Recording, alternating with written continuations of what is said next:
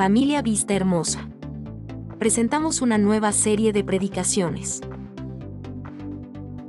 Gocémonos en las verdades que encontramos en la epístola de Colosenses. Perfectos en Cristo. Profundos mensajes compartidos por el pastor Edwin Castellanos.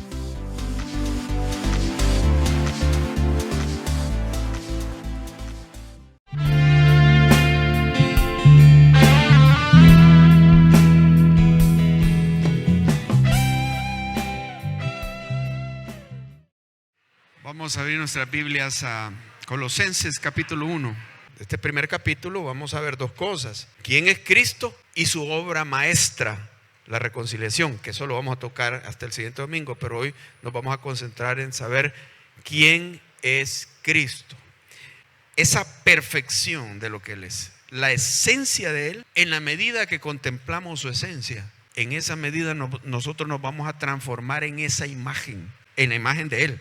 Él es perfecto, nosotros nos vamos a volver perfectos en Él. Veamos entonces en el versículo 15, y nos dice así: Él, o sea Jesucristo, es la imagen del Dios invisible, el primogénito de toda creación, porque en Él fueron creadas todas las cosas, las que hay en los cielos y las que hay en la tierra, visibles e invisibles, sean tronos, sean dominios, sean principados, sean potestades.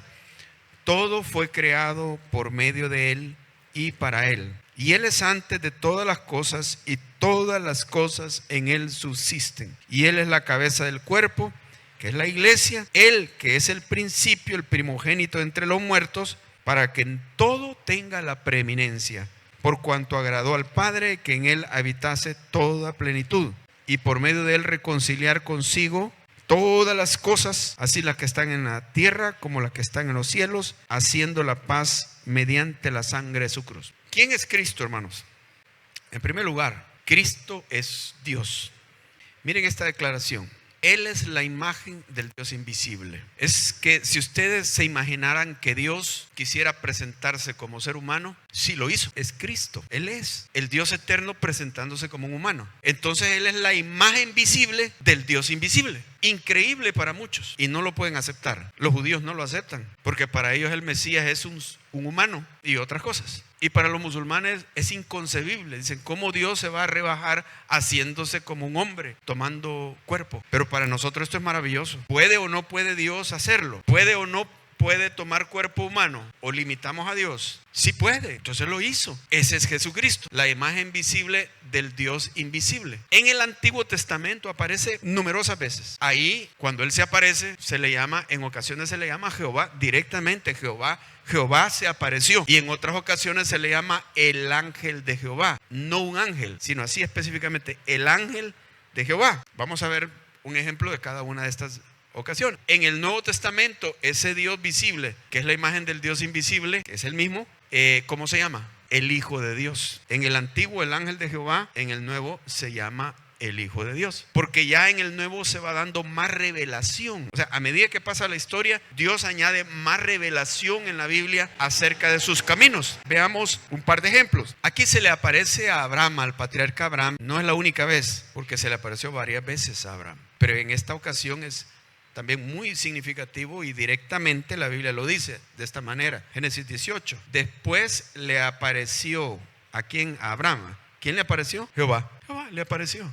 Y dice: en el encinar de Mamre, estando él sentado a la puerta de su tienda en el calor del día, y alzó sus ojos y miró, y aquí 3 varones que estaban junto a él, y cuando los vio, salió corriendo de la puerta de su tienda a recibirlos, y se postró en tierra. Abraham se postró en tierra. A Dios se le adora postrándose. Sabía quién era. Y dijo: Señor, si ahora he hallado gracia en tus ojos, te ruego que no pases de tu siervo. Y la historia nos dice que les preparó comida, y los 3 se sentaron a comer con él, a platicar, y 2 de ellos se iba Jehová, y iban 2 ángeles, como varones. No aparecieron con alas, como un ser humano, pero había algo diferente, y yo creo que ya Dios se le había aparecido antes a Abraham, que lo reconoció. Así. Los 2 ángeles son los que salieron a Sodoma y Gomorra. ¿Se recuerdan? Que Lot los recibió y que los hombres de Sodoma quisieron violarlos. Esos son los 2 ángeles, los otros. Pero Jehová físicamente se quedó platicando con Abraham, dándole promesas, y fue donde Abraham regateó con él para que perdonara a Sodoma.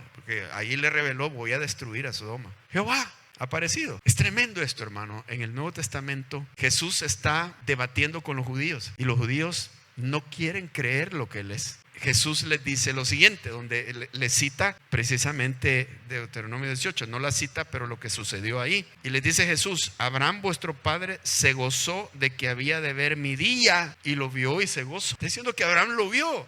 ¿A qué se está refiriendo? Génesis 18. Entonces le dijeron los judíos: aún no tienes 50 años y has visto a Abraham. Jesús les dijo: de cierto os digo, antes que Abraham fuese, yo soy. Así que usted imagínese, cuando dice Jehová se le apareció, ¿quién era el que se le apareció a Abraham? ¿A quién estaba viendo Abraham? Al Señor Jesucristo. Él es el que se le apareció. Jesucristo es Jehová materializado como un hombre. Otro ejemplo. En este ejemplo sí se le va a llamar el ángel de Jehová, como se le llama en muchas ocasiones. El ángel de Jehová, no un ángel. Ustedes van a ver que la Biblia es muy precisa cuando habla. Cada vez que le llama el ángel de Jehová, en el contexto se puede ver que ese ángel de Jehová habla y actúa como Jehová, no como un representante, no como un delegado, no como un profeta, sino que habla como Jehová, con la autoridad de Jehová, el ángel de Jehová. En esta ocasión es cuando se le revela en el monte Sinaí, que lo va a enviar a liberar al pueblo de Israel, y dice así la escritura: y se le apareció ¿quién? El ángel de Jehová. ¿A quién? A Moisés, en una llama de fuego en medio de una zarza. Hemos visto esas películas de Moisés, y entonces nos representan un árbol que está ardiendo y no se termina de consumir, y una voz que habla desde la zarza. Pues para ser más precisos, que en la Biblia dice que había una figura humana.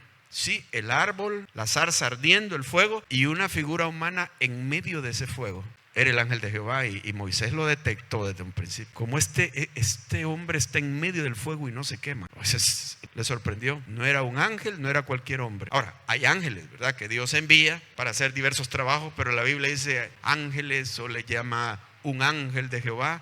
Pero el ángel de Jehová es Dios, y los que lo vieron, como es el que peleó, por ejemplo, con Jacob, el ángel de Jehová, Jacob al final dijo: vi a Dios cara a cara. O sea, no era un ángel, era el propio Jehová hecho hombre. Miren cómo va a cambiar la cosa. Menciona que es el ángel de Jehová, pero empieza a actuar como Jehová y a hablar con la autoridad de Jehová. Una llama de fuego en medio de una zarza, y él miró y vio que la zarza ardía en fuego y la zarza no se consumía. Entonces Moisés dijo: iré yo ahora y veré esta grande visión, ¿por qué causa la zarza no se quema? Viendo Jehová que él iba a ver, lo llamó Dios de en medio de la zarza. Ahora, ¿qué dice? Lo llamó Dios en medio de la zarza. ¿Quién es el que está en medio de la zarza? ¿Quién está en medio de la zarza? El ángel de Jehová. Entonces, ahora le llama a Dios. Es Dios el que está en medio de la zarza. O sea, es el ángel de Jehová. Es Jehová físicamente. Lo llamó Dios de en medio de la zarza y dijo: Moisés, Moisés. Y él respondió: heme aquí. Y dijo: no te acerques, quita tu calzado de tus pies, porque el lugar en que tú estás, tierra santa es. Y dijo: yo soy el Dios de tu padre. El ángel de Jehová es el Dios de su padre, Dios de Abraham, Dios de Isaac y Dios de Jacob. No hay duda. Entonces Moisés cubrió su rostro porque tuvo miedo de mirar ¿a quién? A Dios, o sea, al ángel de Jehová, representado físicamente. Ahora, algo que llama muchísimo la atención también: el último profeta del Antiguo Testamento, Malaquías, cuyo libro es el último en el orden que nosotros lo tenemos, menciona que este ángel un día va a aparecer. Bueno, y ángel de Malak significa representante. O sea, él es el representante visible del Dios invisible, representante, delegado. Dice que este ángel de Jehová, en otras palabras, se va a aparecer en el futuro de una forma repentina en el templo de los judíos. ¿Y quién fue el que entró sin previo aviso al templo de los judíos y se presentó y volcó las mesas de los cambistas? Y en el libro de Malaquías, el siguiente versículo dice: y se sentará para limpiar a los hijos de Israel, para afinarlos como la plata. Y les dijo: ustedes han convertido la casa de mi padre en cueva de ladrones. Miren lo que dice Malaquías: he aquí, yo envío mi mensajero. ¿Quién es el mensajero al cual se está refiriendo? Es Juan el Bautista. Este mensajero preparará el camino delante ¿de quién? De mí, de Jehová. Juan el Bautista, ¿el camino de quién preparó? De Jesucristo. Entonces dice: y vendrá súbitamente a su templo el Señor. El mensajero va a preparar el camino del Señor, que vendrá súbitamente. El Señor es un título divino. Jehová el Señor, Adonai, significa el Señor, y así se le dice a Dios. Entonces aparecerá sin previo aviso el Señor a quien vosotros buscáis. ¿A quien buscan los judíos, hermano? Están orando los sábados en el muro de los lamentos, en todas sus oraciones, Adonai, Adonai, Adonai, Elohim, y todos los nombres de Dios ahí orando ellos y buscándolo y escudriñando el Talmud, ya ni mucho las escrituras, sino que el Talmud actualmente. ¿A quién busca? A Jehová su Dios. Y les dice, vendrá de repente. O sea, como que ni se van a dar cuenta cuando Él aparezca súbitamente. Y no lo pueden creer. Y sigue. Y el ángel del pacto a quien vosotros deseáis. Entonces, no está hablando de dos personajes que van a aparecer. El Señor y el ángel del pacto. No. Sino que Él mismo es las dos cosas. Es el Señor y es el ángel del pacto. ¿Pero de cuál pacto? Obviamente el pacto de la ley, el monte Sinaí, el ángel del pacto. ¿Y cuándo apareció ese ángel? Si era Jehová quien le revelaba. El ángel de Jehová es quien le revelaba la ley a Moisés. Se le aparece en la zarza. Luego, en todas las ocasiones donde Moisés subía al monte, se encontraba con este ser. Y él era el que le hablaba. Era Jehová, pero en forma física. Se puede notar bien en esa situación donde cuando llegaron al monte, Jehová le dijo a Moisés, escoge 70 ancianos y haz que suban al monte. Así que Moisés los llevó, los preparó y los llevó hasta cierta altura del monte, no hasta arriba. Y dice que cuando estaba ahí, Jehová descendió, se les manifestó y lo vieron una figura física, vieron a Jehová. Y dice que el piso era como embaldosado de zafiro, dice, a los pies de Jehová lo vieron. Se postraron ante él. Era una figura humana. Él estaba revelando. Ese era el ángel del pacto. El ángel de Jehová hizo el pacto con Moisés y con el pueblo de Israel. Entonces va a aparecer el Señor, que también es el mismo ángel del pacto, a quien deseáis vosotros. Lo buscáis, lo deseáis. Son dos maneras de decir lo mismo. Y qué paradójico, ¿verdad? Que aparece y lo rechazan, hermano. Y se burlan de él, lo escupen, lo llevan a la cruz, lo odian. Qué dolor. Hasta el día de hoy, hermano. Y Dios sabía lo que iba a suceder. Pero eso había sucedido desde antes. ¿Se acuerdan cuando en 1 Samuel? Queremos un rey como todas las naciones. Y Jehová le dijo, que no te duela, Samuel, porque a quien han rechazado no es a ti sino a mí, para que yo no reine sobre ellos. Siempre fue así. No lo quisieron. A los suyos vino y los suyos no lo recibieron. Qué dolor, hermano. Hasta el final de los tiempos, cuando aparezca y le vean las señales de la cruz, dice que van a llorar inmensamente, dolidos por el grave error. Es que si supieran quién es, hermano, como Juan el Bautista viene detrás de mí, dice, alguien que es antes que yo, de quien yo no soy ni digno de desatar encorvado la correa de su calzado. Tomar esa conciencia de quién es Él, no solo es del antiguo, es de nosotros también, hermano. Tener conciencia de quién es Él, hermano. Eso necesita nacer en nuestro corazón para ser perfeccionados en Él. Él no es cualquier cosa, hermano. No es un profeta, un filósofo, un gran hombre altruista. No, Él es la imagen del Dios invisible. No es la única vez, se le apareció muchas veces. Se le apareció a Agar, por ejemplo, el ángel de Jehová. Se le apareció a Jacob, luchó con él el ángel de Jehová. Se le apareció otra vez a Abraham cuando le dijo, no sacrifiques a tu hijo, ya sé que no me lo has negado. Allí dice que era el ángel de Jehová. Se le aparece a Josué antes de entrar a Jericó, que dice que Josué en la noche vio a un varón, estaba montado en un caballo, dice, y le pregunta a Josué, ¿y tú quién eres? ¿Eres de los nuestros o de nuestros enemigos? Y le dijo, no, sino que yo estoy aquí representando el ejército de Jehová. ¿Quién era ese? Era el Hijo de Dios, era Jesucristo, era Jehová visible. Iba en la columna de fuego, hermano, en la columna de fuego y la columna de nubes, cuando iba el pueblo de Israel en el desierto, que venían los egipcios tras de ellos, y que Jehová se puso allí, la columna entre los hebreos y los egipcios. Y dice que en la medianoche o ya cerca de la madrugada, dice, y el ángel de Jehová volteó a ver y vio a los egipcios y trastornó sus carruajes. Se empezaron a quebrar y ellos a caerse, cuando se dejó venir todas las paredes de agua sobre él. El ángel de Jehová iba ahí. Qué maravilloso, ¿verdad? Wow, irlo viendo. Y aparece en el Nuevo. Se apareció muchas veces. Seguimos y hay más declaraciones. Hay otros textos, por ejemplo, en Timoteo dice, y grande es el misterio de la piedad. Dios fue manifestado en carne.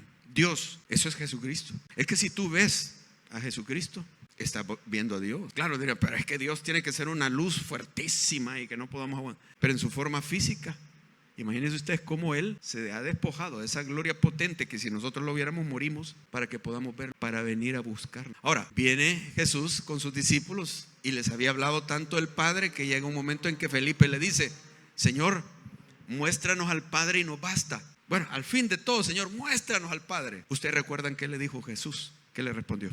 tanto tiempo que he estado con ustedes y no me has conocido, Felipe. El que me ha visto a mí, ha visto al Padre. ¿Cómo tú me dices, muéstranos al Padre? No has entendido. O sea, no has leído el Antiguo Testamento.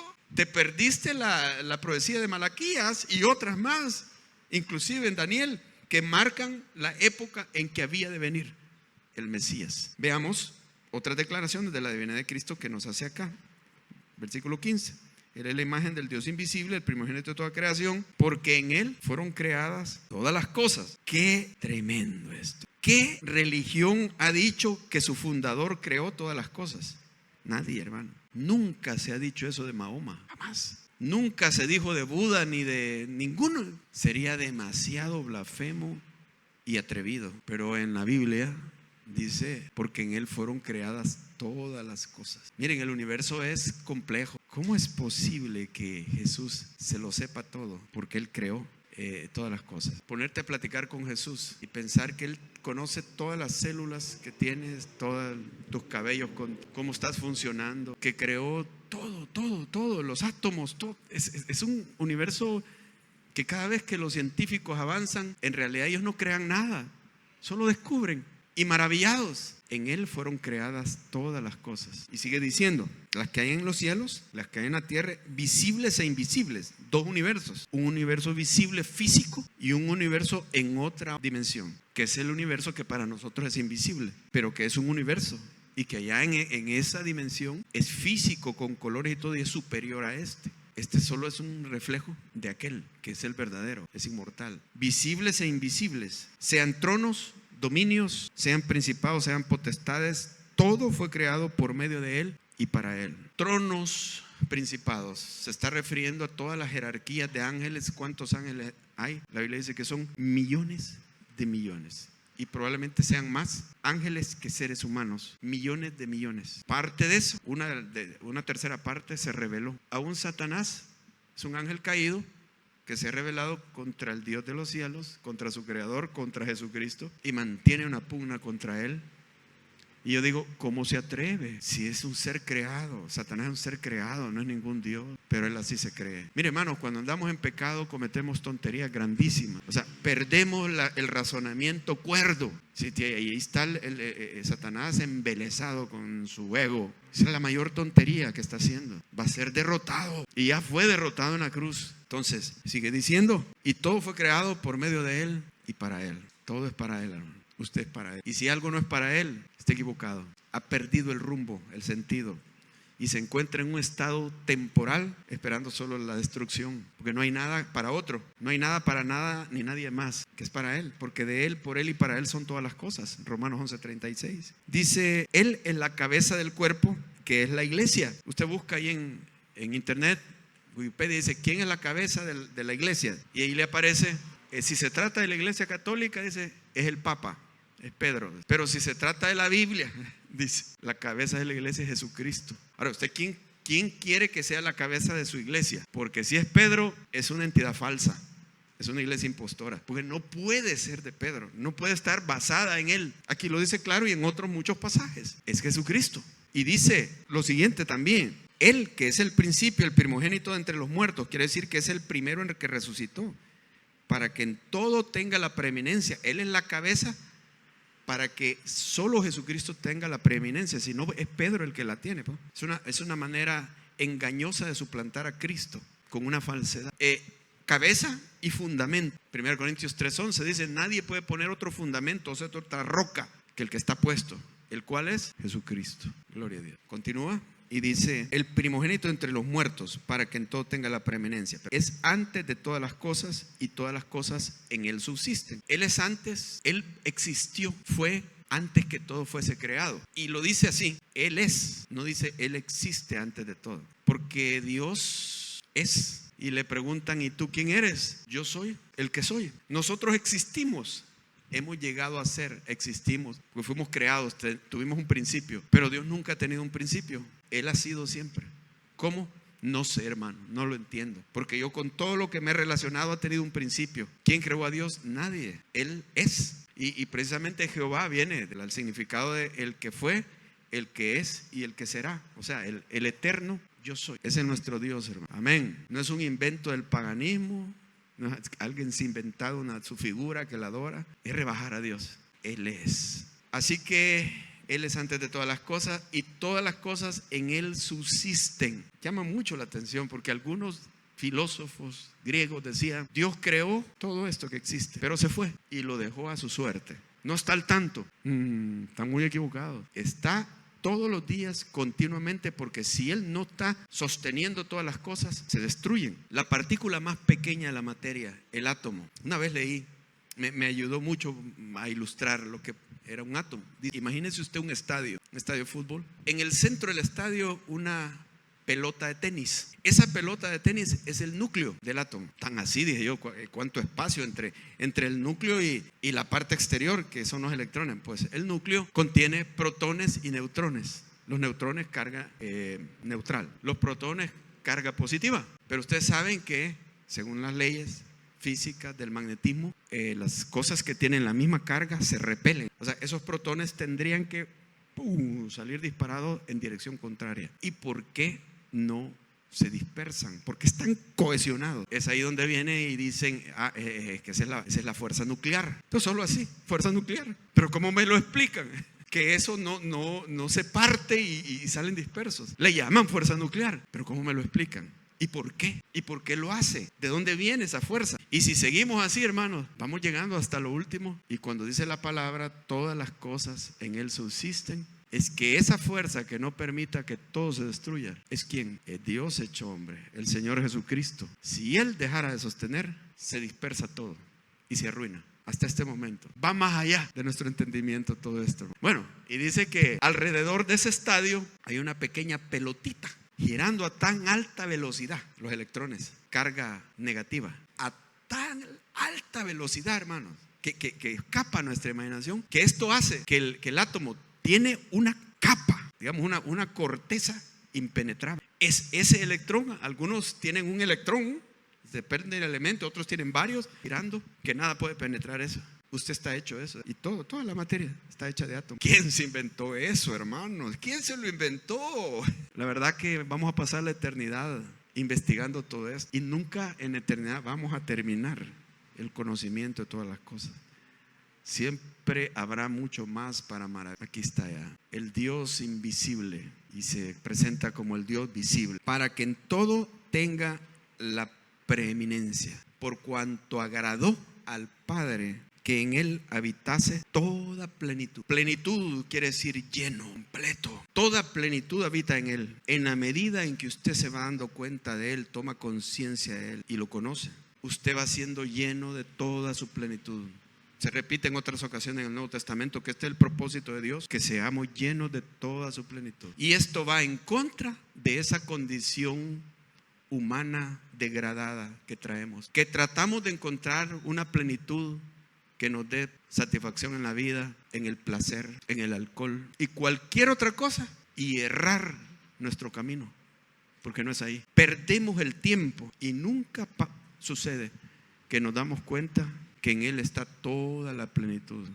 Por eso, mi hermano, yo le digo, usted ya sabe, cristiano, conoce estas cosas. En Él habita toda la plenitud. Hermano, concéntrese en Él. Cuidado con la psicología. Hay cosas buenas en la psicología y los hombres pues han hecho estudios bien interesantes. Pero el punto es que nosotros solemos sustituir las respuestas a nuestra vida con respuestas de la psicología humana que no meten a Dios, no toman en cuenta a Dios. ¿Por qué yo voy a sustituir a Cristo? Y la respuesta clara de cómo llenar mi vida y cómo se perfecciona mi vida por ondas psicológicas y empezar a echarle la culpa a mis antepasados y todo eso, o porque a mí me rechazaron cuando era chiquito. Cristo, en Él están todas las respuestas. Hermanos, siendo esto así, yo le recomiendo esto, que se sienta privilegiado, que al ver a un Dios así, vemos a un Dios perfecto, que no está en el cielo con una vara, solo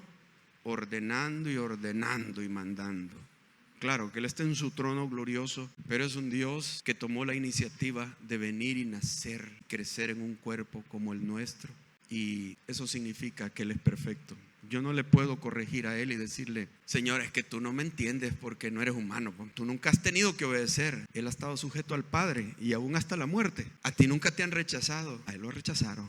No, tú nunca has tenido tentaciones. Dice, fue tentado en todo, pero sin pecado. Es un Dios perfecto por donde lo busques. Entonces, si mi Dios es perfecto, que lo es, yo me debo de sentir privilegiado que, siendo tan grande como lo hemos descrito, se haya hecho hombre y haya venido a buscarme, porque eso es lo que vino, a buscarte a ti. Dice David ahí en los Salmos, Señor, le dice: cuando contemplo los cielos, obra de tus manos, digo, Señor, ¿quién es el hombre para que tengas de él memoria? ¿Y quién es el hombre para que lo visites? Y pensar que te ha visitado y que te vino a buscar en tu condición, en cuerpo, que creías que nadie te comprendía. Nadie me entiende en esta vida. Te vino a buscar así, está contigo.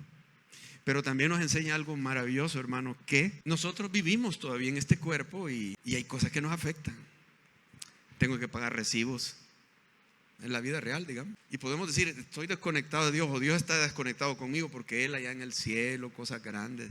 ¿Qué se va a interesar? Que tengo problemas con un vecino, que tengo problemas familiares, que tengo problemas de salud, que tengo temores, preocupaciones. ¿Qué le puede interesar a Dios? Mira, si Dios, siendo tan grande, se hizo humano a tu dimensión, vivió así, ¿cómo no será Él capaz de entender lo que tú sientes y lo que vives? Te lo digo para que tu oración cambie y cuando te dirijas a Él, platiques con Él con toda libertad y confianza, porque Él, siendo grande, se ha hecho pequeño como tú, pero Él es enorme y poderosísimo, pero te ha amado, te ha buscado.